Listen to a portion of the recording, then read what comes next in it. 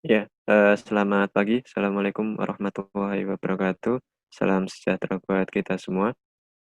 Pertama-tama saya ucapkan terima kasih kepada panitia PIT IAGI 2020 yang telah memberikan kesempatan kesempatan kepada kami untuk sharing, tentang dokumentasi yang kami lakukan di PIT kami dari PT Antam untuk Blok Tambang Mornopo. Baik, nama saya Muhammad Najib. Saya akan coba mempresentasikan poster yang telah kami buat dengan judul Karakteristik Endapan Nikel Laterit yang berada di Blok Tambang Mornopo, PT Antam Tbk, Halmahera Timur, Maluku Utara. Untuk mempersingkat waktu, mulai saya jelaskan. Yang pertama dari pendahuluan terlebih dahulu. Seperti yang kita ketahui bahwa nikel laterit tersebut, merupakan produk-produk, dari pelapukan kimia. Pelapukan kimia dari batuan, ultramafic seperti batuan dunit, batuan peridotit, serta batuan serpentinit. Kemudian untuk tipe-tipe bedrock tersebutlah yang nantinya akan mempengaruhi dari pembentukan nikel, laterit tersebut. Dan pada blok tambang kami, yaitu blok tambang Mornopo, secara regional itu terdiri dari batuan, ultramafic yang mempunyai umur pratersier. Dan kemudian, karakteristik dari nikel laterit sendiri akan sangat dipengaruhi oleh intensitas dari serpentinisasi serta mineralogi dari batuan-batuan tersebut. Kemudian selanjutnya kita ke data dan metode. Secara data, kami mempunyai dua sumber data. Yang pertama data primer, kemudian ada data sekunder. Data primer sendiri kita melakukan pengamatan di lapangan, kemudian kita melakukan analisa petrografi, kemudian kita lakukan analisa XRF. Kemudian untuk data sekunder sendiri, itu kita ada regional geologi, kemudian ada, data dari pemboran, kemudian ada analisa kimia, kemudian koordinat data bor, serta ada peta topografi yang kami gunakan. Selanjutnya kita masuk pada geologi review. Secara regional, daerah penelitian masuk ke dalam, fisiografi Mandala Halmahera Timur, yang meliputi ada lengan timur laut, kemudian lengan tenggara, serta ada beberapa pulau-pulau kecil yang berada di Pulau Halmahera tersebut. Kemudian untuk Halmahera Timur sendiri mempunyai basement kelompok oviolit, kemudian ada batuan metamorf, serta ada batuan sedimen, di mana kelompok oviolit ini, terdiri dari batuan mafic yang berstruktur breksi, kemudian ada batuan ultramafic yang didominasi oleh, peridotit yang terserpentinisasi, kemudian ada batuan gabbro, basal, dan diabas. Nah, selanjutnya kita masuk pada geologi detail daerah penelitian, menurut data yang telah kami kumpulkan, sloping ataupun, tingkat kecuraman dari daerah penelitian itu mempunyai, 10 sampai 45 derajat, di mana beberapa area memang ada morfologi yang flat karena memang merupakan, morfologi yang datar karena merupakan, endapan aluvial. Kemudian seperti yang telah dijelaskan sebelumnya, untuk blok tambang Mornopo, terdiri dari batuan ultramafic yang berumur pratersier secara, regional. Kemudian, secara geological mapping, eee, satuan batuannya terdiri dari 4 satuan batuan. Yang pertama itu ada yang berwarna ungu, merupakan satuan batuan dunit, kemudian satuan batuan, peridotit yang terserpentinisasi yang berwarna merah yang terlihat tersebar hampir 80% di daerah penelitian. Kemudian ada batuan serpentinit, kemudian yang terakhir, ada endapan aluvial. Untuk peta geologinya dapat kita lihat di poster tersebut.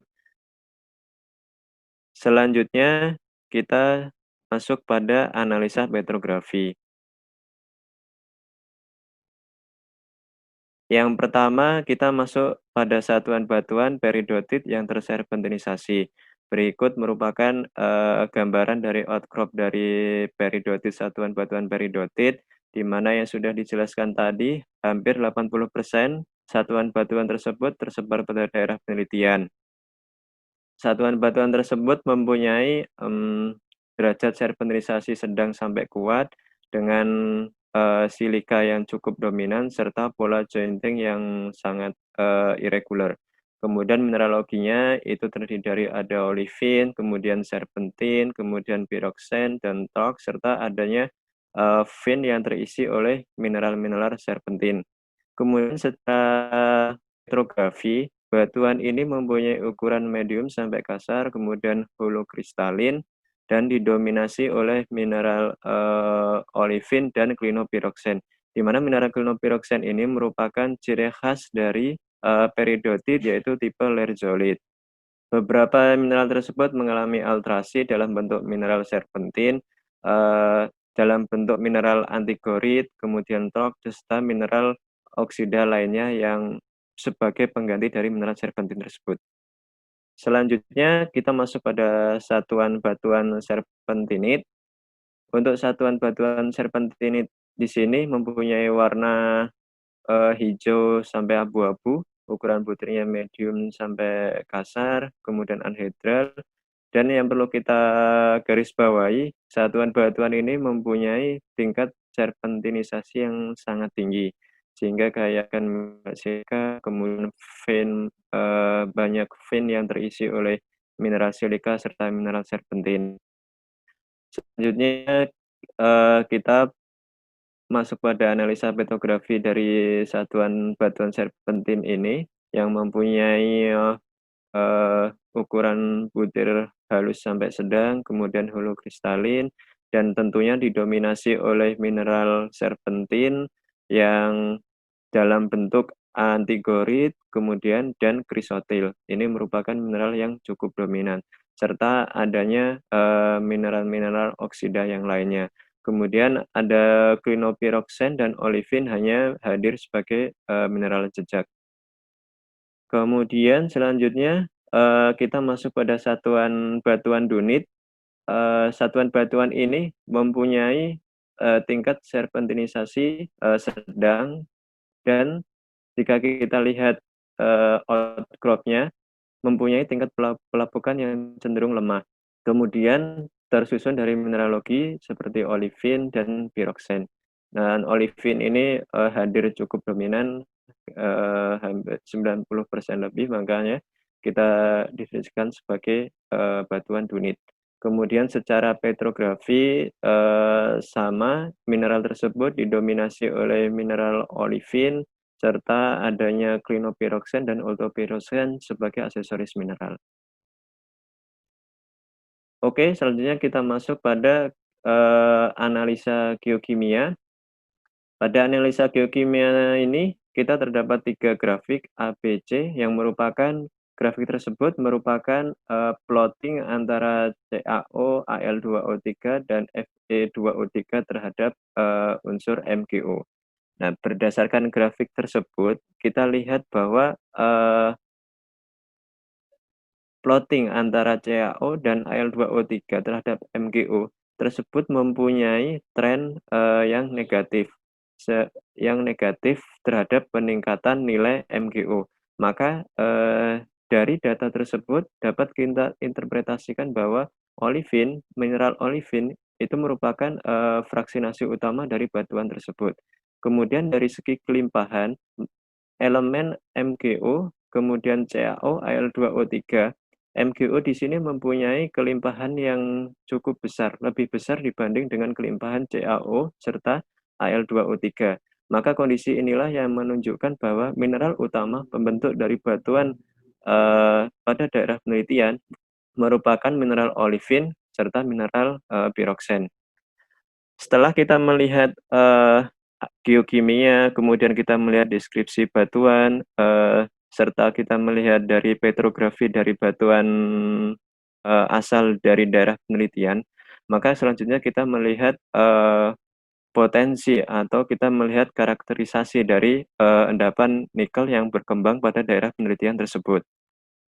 Seperti yang telah kita ketahui bersama, bahwa profil nikel laterit sendiri terbagi dari beberapa zona.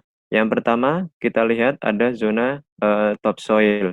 Zona ini mempunyai warna coklat kehitaman sampai merah kecoklatan. Kemudian secara visual masih cukup banyak terdapat akar-akar tanaman, serta di beberapa area kita temukan cukup banyak mineral oksidanya yang berwarna merah, kemudian ada yang oksida berwarna hitam, sehingga kemudian untuk zona topsoil sendiri itu mempunyai ukuran butir antara lempung sampai pasir. Kemudian zona selanjutnya yaitu ada zona limonit. Zona limonit di sini, zona tersebut berwarna coklat, kemudian coklat kemerahan sampai coklat kekuningan, mempunyai ukuran butir lempung yang terdiri dari mineral hematit, gutit, serta clay mineral oksida. Kemudian, di beberapa area kita temukan silika dalam bentuk vein serta dalam bentuk gumpalan silika. Area-area tersebut ya yang nantinya mungkin akan mempunyai nilai SiO2 yang cukup tinggi pada area limonit tersebut. Nah, berdasarkan assay data, itu menunjukkan bahwa, pada zona limonit ini terjadi pengayaan unsur CO, Fe, dan Si. Nah, khususnya Si ini terjadi pengayaan pada area-area yang memang terdapat, vein silika ataupun, gumpalan silika tersebut. Namun sedangkan untuk, unsur nikel sendiri, Ni sendiri, pada zona limonit masih cukup kurang berkembang. Karena memang, walaupun memang ada pada area limonit ini, memang sudah terdapat unsur nikelnya, namun memang, masih cukup kurang berkembang pada area tersebut. Kemudian selanjutnya yaitu pada zona saprolit. Zona saprolit ini merupakan zona yang paling penting di dalam laterisasi nikel, karena pada umumnya pada zona saprolit inilah, terjadi pengayaan unsur-unsur nikel tersebut. Pada zona ini terjadi pengayaan unsur nikel laterit. Secara kenampakan visual, zona ini mempunyai warna, hijau kecoklatan sampai coklat. Yang mempunyai ukuran butir, kita mempunyai ukuran butir sen sampai yang paling besar boulder, kita pada zona saprolit tersebut. Nah, zona saprolit ini, itu ditemukan pada kedalaman, 0,4 meter sampai 56 meter dari permukaan bumi. Dan berdasarkan pengamatan dan data bor, zona saprolit ini mempunyai ketebalan rata-rata di 12,25 meter. Kemudian zona bedrock. Zona bedrock, merupakan, zona di mana pelapukan sangat rendah, namun, beberapa area memang, terdapat proses serpentinisasi yang baik itu sedang sampai tinggi. Jadi pada zona bedrock ini, secara secara data maka Ni akan cenderung akan turun. Kemudian selanjutnya kita, lihat pada hasil data bor sampel data bor yang kita dapatkan, ada beberapa sampel yang menunjukkan, besar atau pengayaan dari unsur-unsur yang telah kita jelaskan sebelumnya dari Ni, Co, dan lain sebagainya. Pada zona limonit terlihat bahwa, Fe2O3 itu mempunyai kandungan sebesar 20,63 sampai 45,38%, dan CO itu mempunyai, kandungan di 0,01% sampai 0,16%. Dengan nilai paling tinggi pada daerah penelitian itu kita mempunyai CO sebesar 0,25%. Ini artinya bahwa pada zona limonit, seperti yang sudah dijelaskan sebelumnya, memang terjadi pengayaan unsur CO, serta terjadi pengayaan unsur Fe. Dan, di beberapa area juga terdapat pengayaan unsur SiO2, di mana persentase dari SiO2 sendiri kandungannya sebesar 3,55 sampai 35,55%. Kemudian, sekarang untuk pengayaan dari unsur nikel sendiri, Ni sendiri, itu berada pada saprolid zone, yaitu pada zona saprolid, di mana pada daerah penelitian kita dapat membedakan zona saprolid tersebut menjadi dua dua tipe. Yang pertama, 2 jenis. Yang pertama itu ada soft saprolid dan, rocky saprolid sampai hard saprolid. Berdasarkan data yang kita dapatkan, untuk pengayaan unsur nikel sendiri, itu banyak kita temukan pada zona soft saprolid sampai bisaprolid, di mana mempunyai Ni range-nya itu di 0,88 sampai 3,38%. Kemudian dari hasil data-data tersebut, rata-rata unsur nikel pada daerah penelitian itu mempunyai kandungan sebesar 1,84% pada zona saprolid. Dari banyak yang sudah kita lakukan, baik itu analisa geokimia, analisa dapur, analisa petrografi, maka kita dapat menarik 3 poin kesimpulan utama. Yang pertama, bahwa endapan nikel laterit itu merupakan endapan yang dibentuk oleh batuan ultramafic. Khususnya pada daerah penelitian ini, batuan tersebut adalah batuan peridotit yang terserpentinisasi atau kita sebut biasanya sebagai lerzolit, kemudian ada dunit, serta, batuan serpentinit.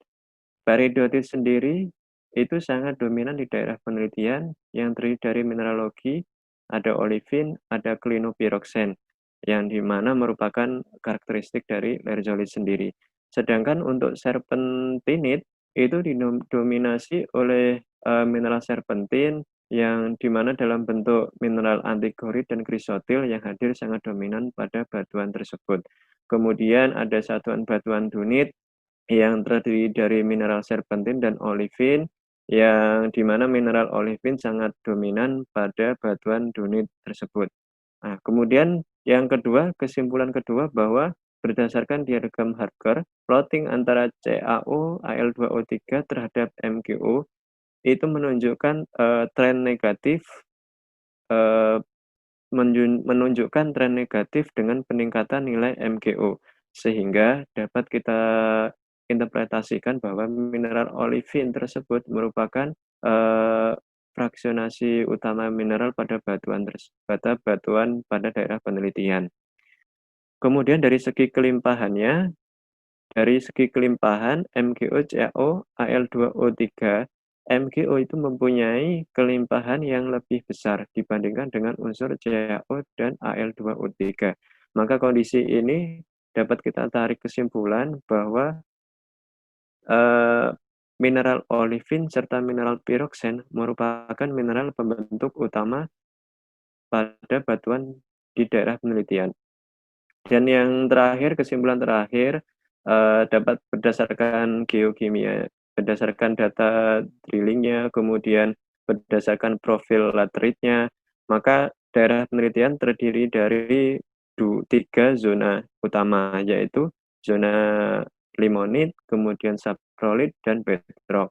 Di mana zona saprolid, pada zona saprolid terjadi pengayaan unsur Ni, di mana mempunyai nilai ketebalan dan kadar yang berbeda-beda. Kemudian pada zona limonit terjadi pengayaan unsur Co dan Fe. Sehingga dilihat dari rata-rata kadar nikel yang kita dapatkan pada zona saprolid, serta kadar Co, Fe yang kita dapatkan pada zona limonit, maka dapat kita simpulkan bahwa untuk blok tambang Mornopo ini mempunyai potensi yang sangat baik untuk terus kita kembangkan. Mungkin, sekian dari kami. Terima kasih. Selamat siang. Assalamualaikum warahmatullahi wabarakatuh.